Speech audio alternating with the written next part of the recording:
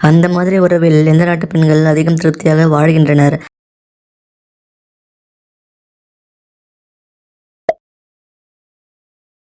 அந்த உறவில் பெண்கள் உச்சகட்டம் அடையாமல் இருந்தால் என்ன ஆகும்?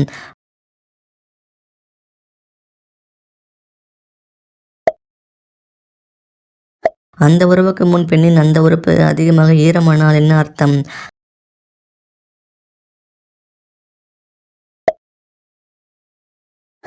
ஆண்கள் தொடர்ந்து அந்த உறவில் ஈடுபடுவதை நிறுத்தும் வயது எது?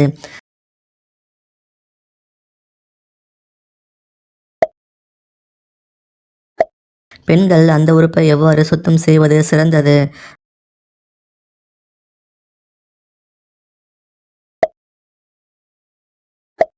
அந்த உறவின் போது ஆண் பெண்ணின் உறுப்பை சுவைப்பதன் காரணம் என்ன?